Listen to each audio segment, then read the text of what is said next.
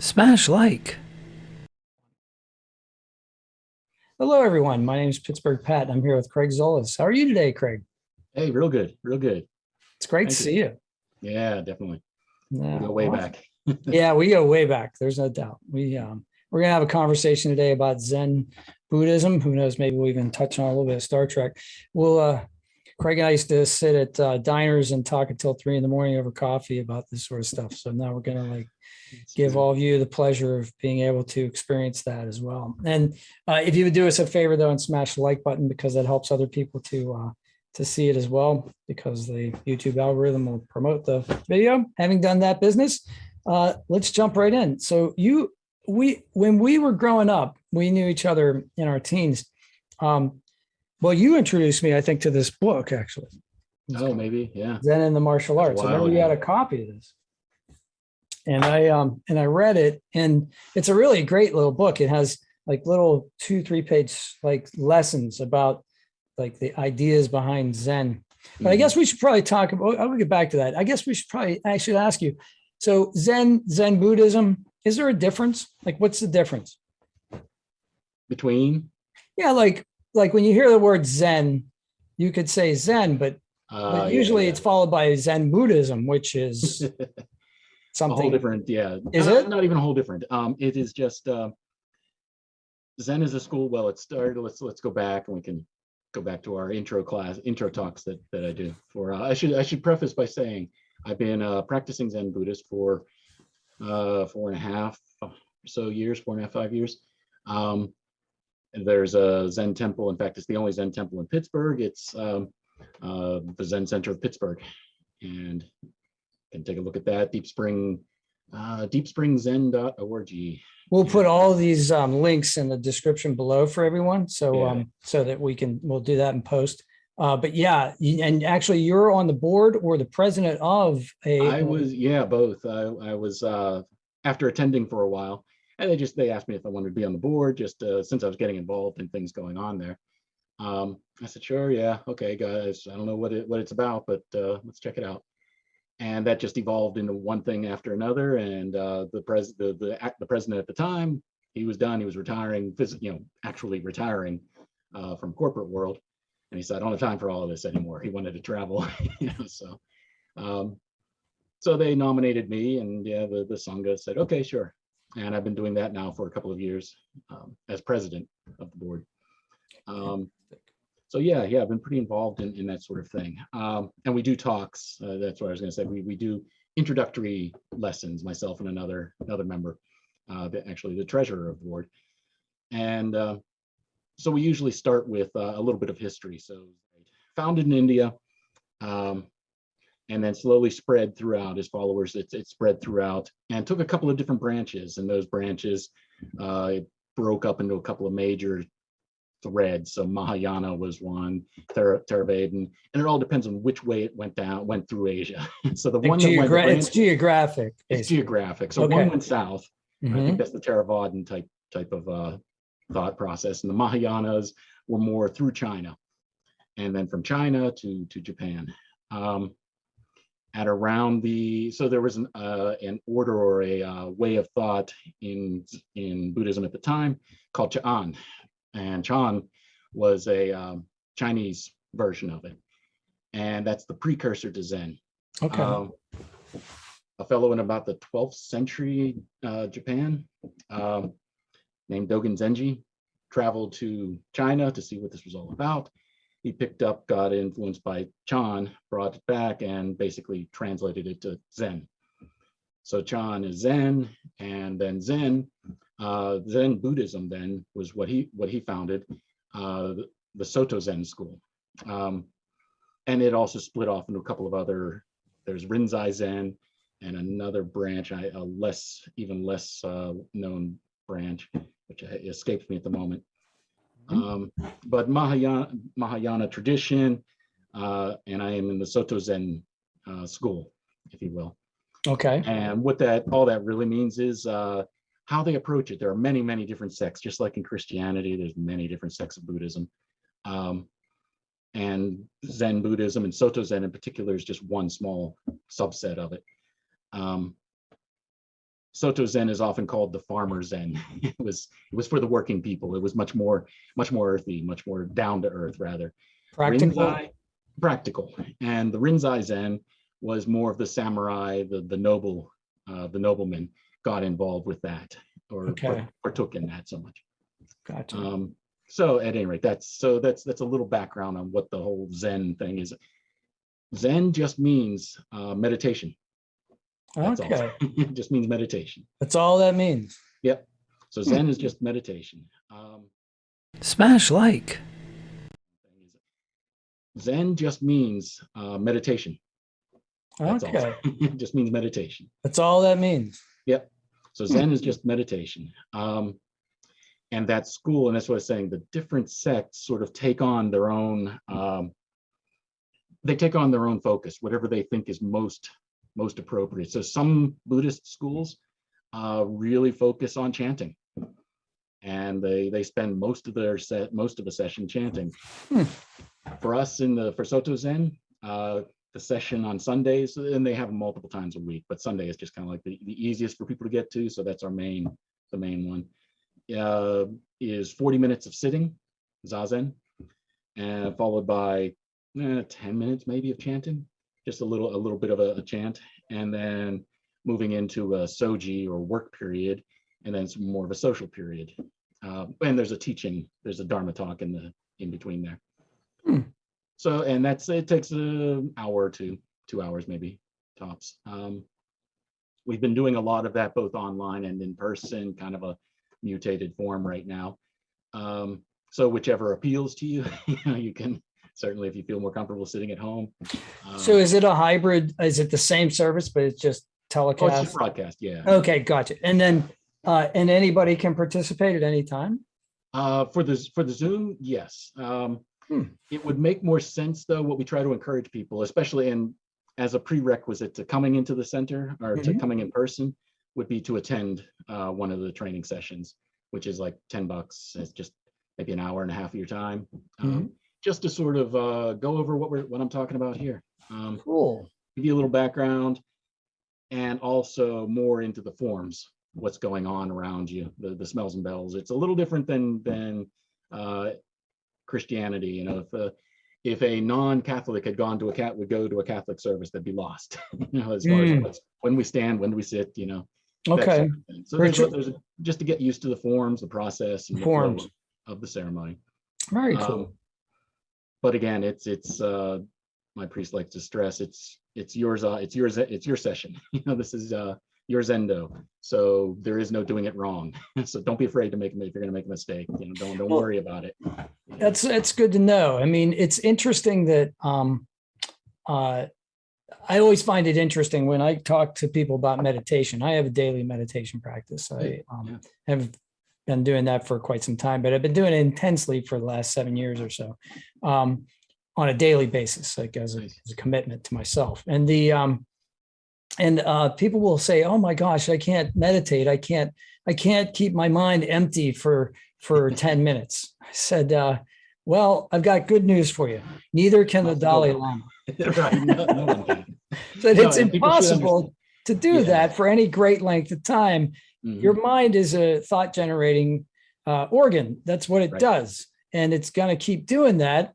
And a lot of times when I find when new meditators start practicing with this and messing with it, their thoughts are even more intense than when they're not meditating at first. A lot of people aren't used to being in their own head for any period of time. Or just quiet to have a place like you're talking about, which is like, you know, a place where everyone's kind of focused on the same thing and they're all going to be quiet at the same time. Yes.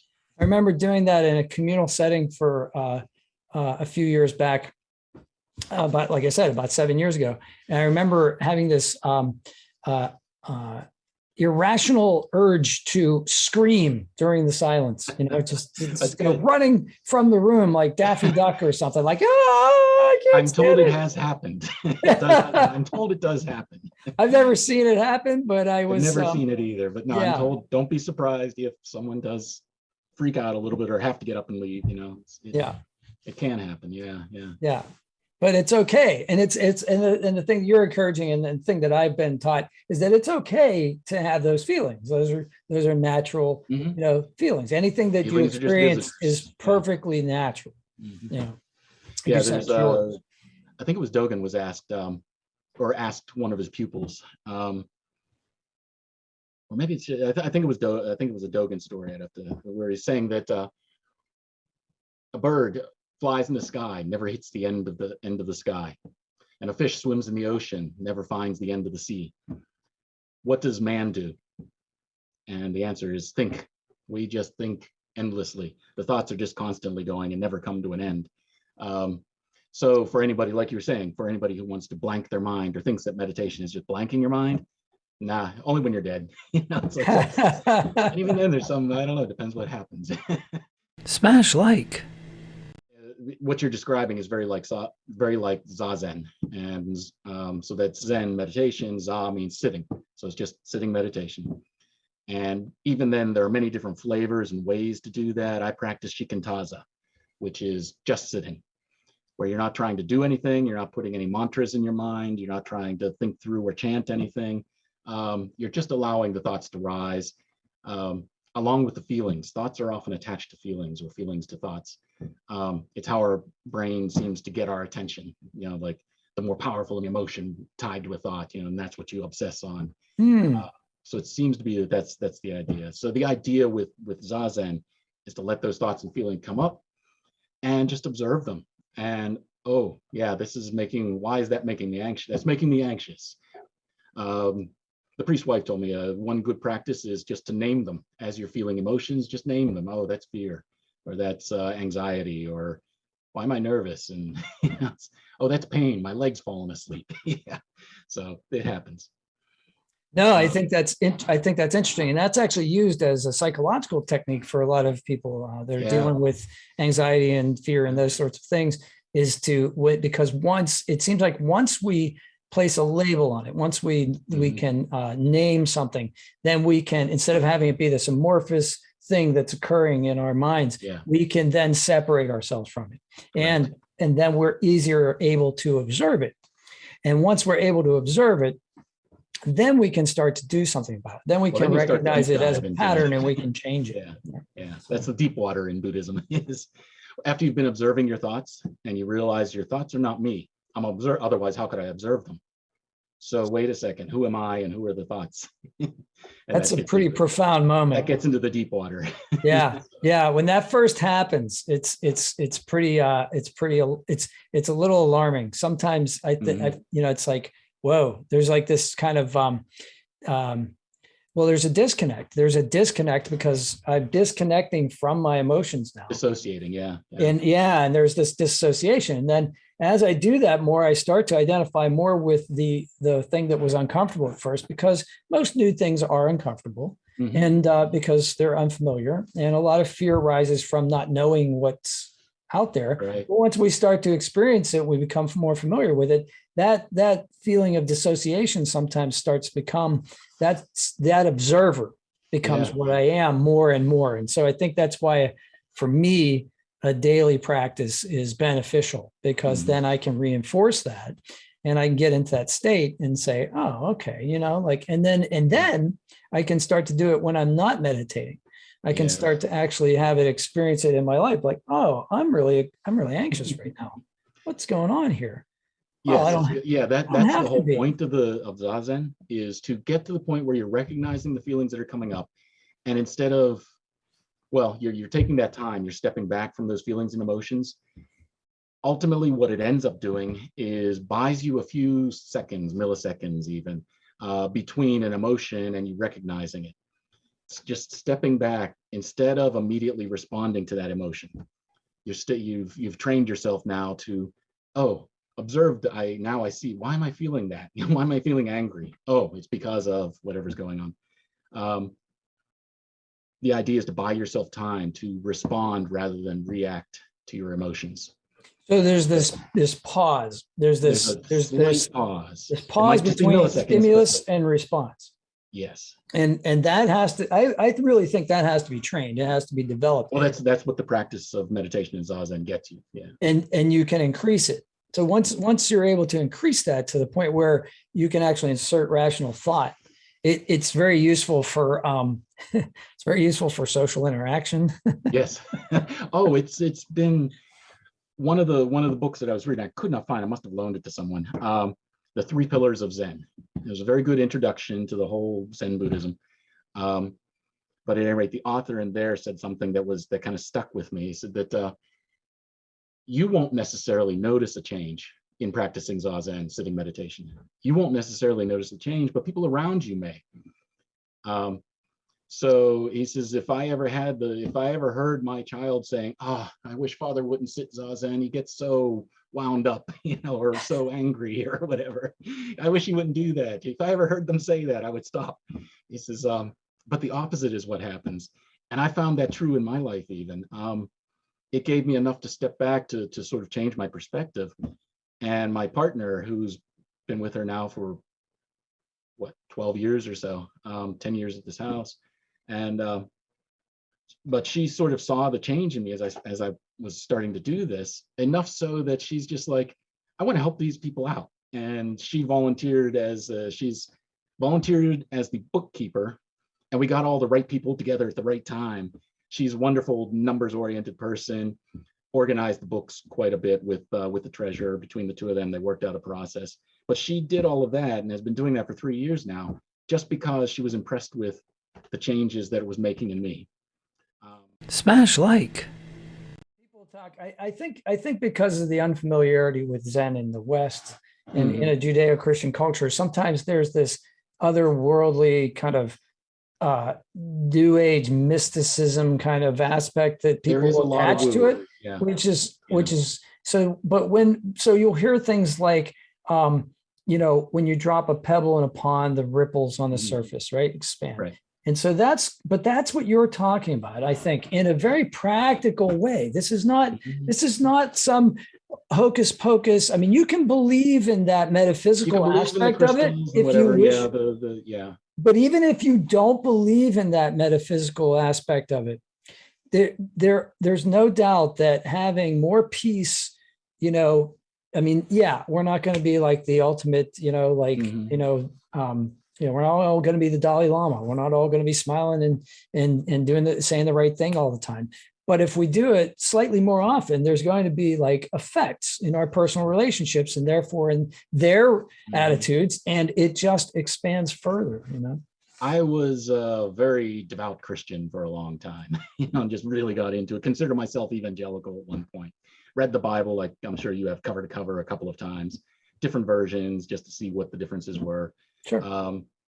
And there's some really slow, sloggy parts. But yeah, you get a feel for it. And at any rate, a few of the things just to lay out for anybody watching this. Buddhism it's a philosophy that has religious trappings, I would argue. There are some that are very religious. And again, that's what I mean. There's different flavors. So something like Tibetan Buddhism, where it's an amalgam of Buddhism and shamanism, that's very religious. And some of the Theravadan through Southeast Asia, yeah, they can be very religious about it. But really, especially Zen, took all of this stuff and said, just like a typical the kind of Japanese approach to it, let's minimize it.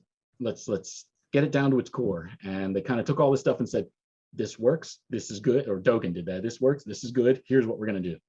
And he focused in on the things that made sense for him and worked for him. What do you think those things? So what do you think those things are? Like if you had to just give a paragraph to somebody and that was all they were going to know about Zen. Elevator pitch. Yeah. Yeah, that would be hard. But like what would you say? Like I would say it's not a religion. We don't worship Buddha, don't worship the statues. Buddha would be appalled at seeing the statues in any of the places. He'd be appalled at it. You're not supposed to be worshiped. That's not what I was writing about. He would not like that. So we're not worshiping. The whole bowing that you do is we acknowledge the Buddhahood, the Buddha nature in everybody. Every one of us is considered to be a sleeping Buddha. We're just not awake yet. We don't realize what's going on in the world, or what our nature is. So you're bowing to that unwoken nature in each other. So it's acknowledging that, and you acknowledge representation of Buddha, but you're not worship. So just to put that at ease, that was one major concern I had coming into it. That said, there are people who practice Buddhism along with and still go to their churches and are very active. Christian church. We jokingly call them Judists. A lot of Jewish folks get into Buddhism also. A lot of Christians and so on. I don't know about Hindus, and so I haven't met many that would be in Buddhism as well. But I mean, it's common. It's not. There's nothing about Buddhists. We don't say, no, you can't be a Christian. You've got to convert. Right. Right. You may get grief from your pastor. You may get grief from your church hierarchy, but we don't care. It's what we care about is, are you a sentient being? Is one of the main things. Are you a sentient being? Okay, you've got Buddha nature. Welcome. You know? What I like about Zen is we practice the meditation for 40 minutes. We take that Zazen mind, that meditative mind that we've been in, and we move into a period of soji following meditation. A little bit of chanting, then followed by a 20-minute period of soji, which is simple work. It can be something like sweeping, cleaning, dusting. Generally, it's just straightening up around the zendo, cleaning around the grounds, whatever strikes you or whatever the need is at the moment. If there's like leaves down, yeah, let's rake everything. We're raking today. But it is meant to be done quietly and meditatively with as little talking as necessary as possible. So you're taking Zazen, the meditation, and you're putting it into motion. And you're practicing putting it into motion. The next thing then is a Dharma talk for about 20 minutes or so, followed by a social period where you are still, so you're moving from in your mind, starting to put it in action, bring it out in the world, getting a little pep talk, and then interacting with people on a social level, all while trying to maintain that mind, you know, keeping that Zazen, that mind going, that state of mind going. For me, that has been a wonderful practice. And I mean, it's one thing to be all theory and sit in, and you could sit there and read books about Zen, but until you actually get on the mat, get on the cushion, now you're putting it into action. Then put it into simple motion meditation. Now start applying it to people. Kotoku, the priest, has said he wants to put a sign up over the doors on the inside, saying now entering the Zendo as you leave, because the real Zendo is outside of it. He's like, the real Zendo is outside this building. It's not in here. You know, this is just where we all gather. The real Zendo is out there. Smash like. Well, I still am susceptible to advertising, I think. But I think it's that hits at a baser level, I think. You know. Well, it's repetition. What it does is it wears me down. You know, it's just I see the same ad over and over and over and over, and then eventually I get hit at a weak moment when I've already been, you know, eroded. My resistance to that has been eroded by that or other things, and I'm like, yes, I do need a new set of stainless steel knives that never rust. That never rust and cut from cans, right? Where's my credit card? Oh yeah. You know, but there was Socrates who said he would go through the market and say to his followers, I just like to look at all of the things that I can live without. Just kind of interesting, you know, because there's something to that. I mean, I don't have to live an ascetic lifestyle. No. I'm pretty frugal, but I don't have to, you know, do without anything that I need. But I also don't have to be caught up in consumerism for the sake of consumerism. You know, as a parallel to that, the whole foundation of Buddhism, what Gautama Buddha came up with after his meditation, after his realization, and he basically did the whole gamut. He was born from a very wealthy family, wanted for nothing, but he was never allowed outside the walls of the palace as a child. So as a young teen or so, he just rides off, and he sees people dying. He sees dying in the street, sick people, old people, and he started to realize this could happen to me someday too. That he wasn't protected from it, and so he started to think, well, what is this? Why? Why are we doing this? Why do we do this? And why do I get to live in the palace and they don't?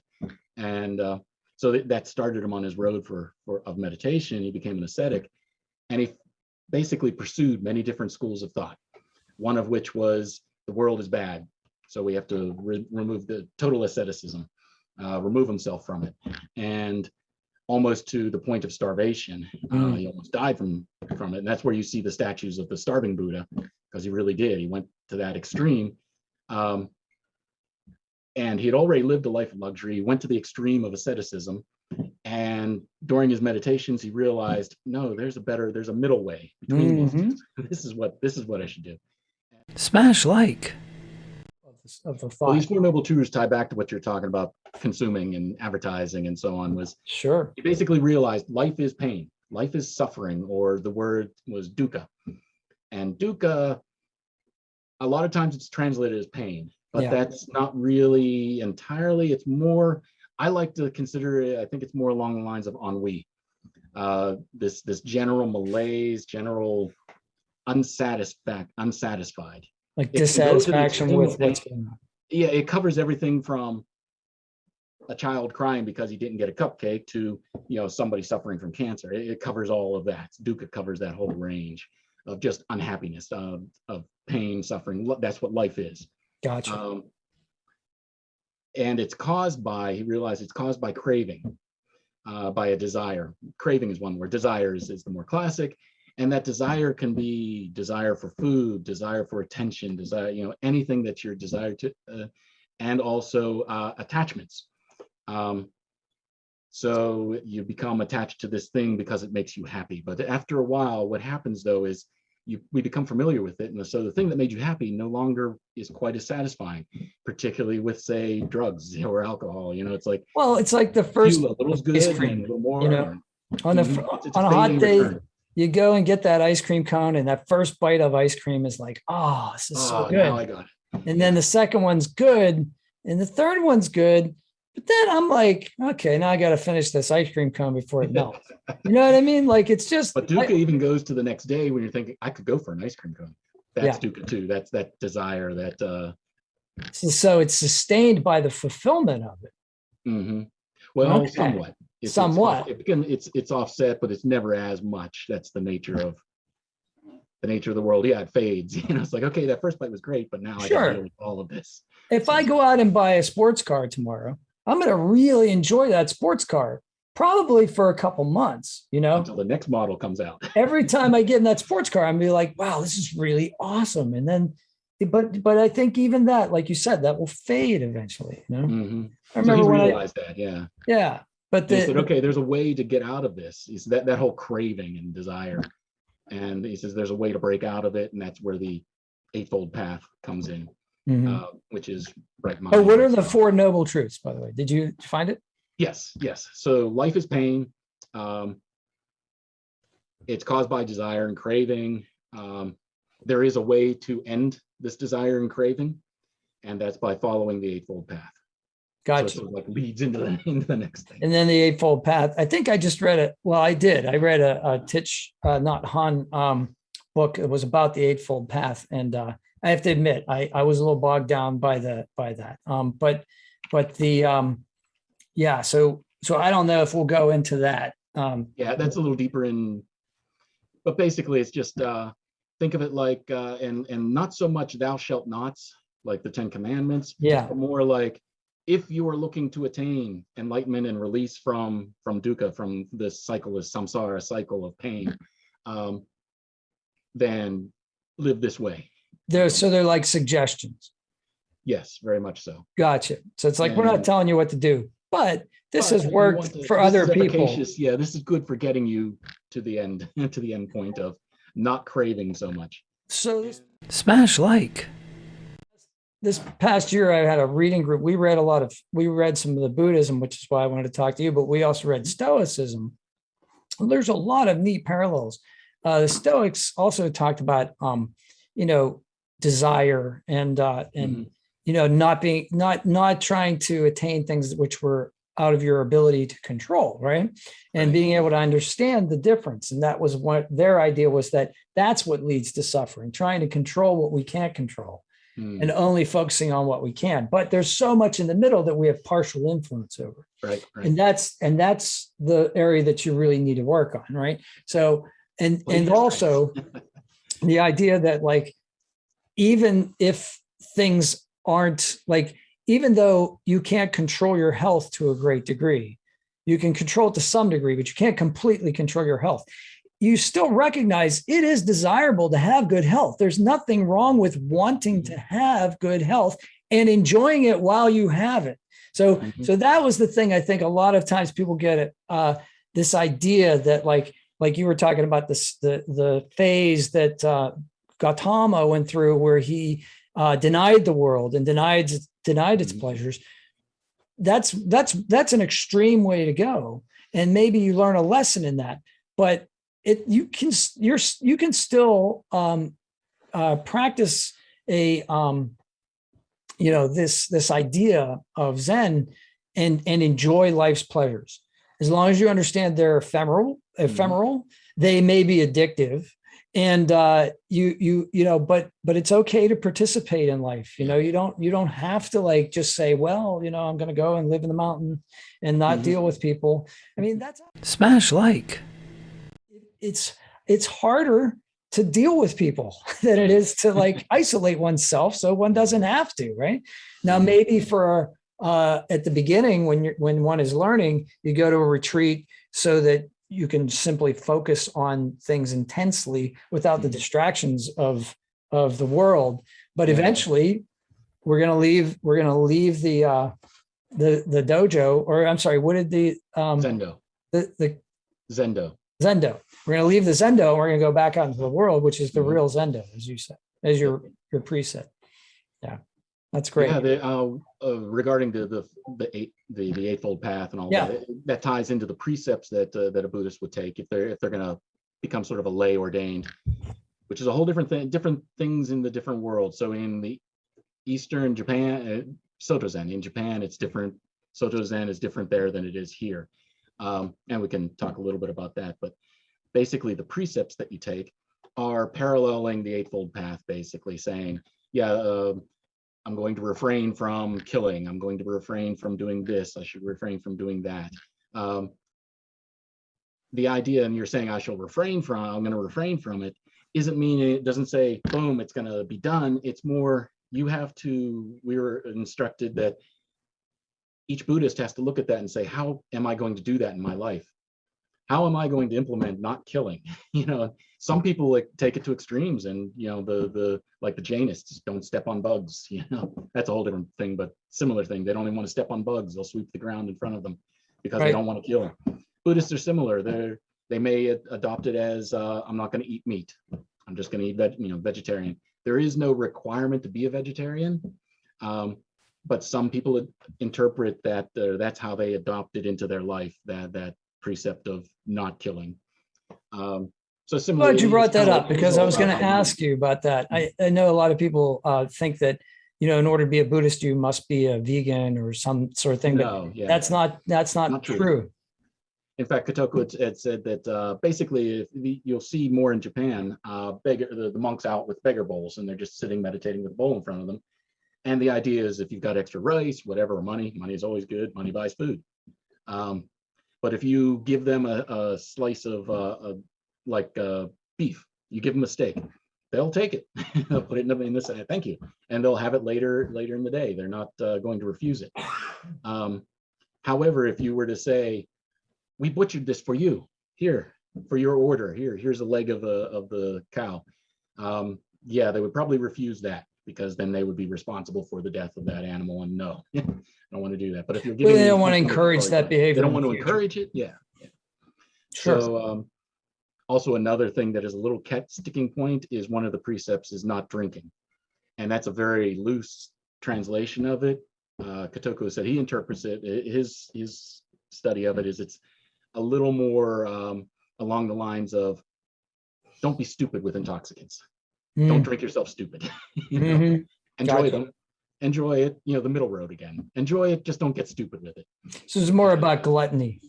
More about gluttony. Don't be a glutton with it. Right? Okay, that makes sense. Gotcha. Yeah, that's good. I was just watching something about Thailand, and there's a order, and they go out and they beg door to door, and people know they're coming, so they'll prepare or they'll give them part of their evening meal and give it to them in the Right. morning, whatever they have left over, and they'll give it and they'll go around and collect. And sometimes there's meat in there, they'll eat it. Yes. And the idea also is like, in order to meditate, which they're in their sense, they're doing the meditation for the people who don't have time to meditate at the level that they are. So they're trying, they're part of the world that they're trying to, whatever it is, send good vibes, whatever you want to believe. But that's part of the whole. So they're recognized as having a useful, they're useful members of society, but they don't have time to raise animals and farm and that sort of thing. So they depend on charity in order to do that. So the other people get the benefits of their prayers and their meditations. So, but oh shoot, I lost my train of thought. Oh, I know what it was. It was you have to be alive in order to meditate. So you have to sustain the physical organism. So you don't let yourself die. You don't starve yourself to death. That has no, that is not a useful activity. So if there's nothing else to eat and you've taken a vow that you will never eat meat, and the only thing left to eat is meat, you eat the meat. You know what I mean? Like, and then you could go back to your vow later, that would be an idea. Now, I don't know. I mean, maybe there are sects or individuals who say it doesn't matter. I'm sure that's what their vow was. They will not break their vow. But that seems to be more of the middle path idea. For anyone curious, if you're checking out, there are many different flavors. Don't think because you talk to a Buddhist that, okay, now I know what Buddhism is. There's many different flavors. It's like check out it. If you're serious about it, go visit a temple, talk to the priest. Each one functions differently, has different approaches. Well, this is great. I'm glad. I think this is a great introduction for people, and I learned a lot as well. So I know we assigned an hour to this, so I don't want to take you far over the hour. But I hope that this is the beginning of many conversations, because this was really interesting. Yeah. Good. And if anybody has any questions, put them in the comments below, and then that'll set us up for the next conversation. We'll try to answer those questions as best we can. And Craig, I'd like to thank you for your time. Recognize the Buddha nature in you. Have a great day. Everyone out there, see if you can do something nice for somebody today without getting caught. Take care.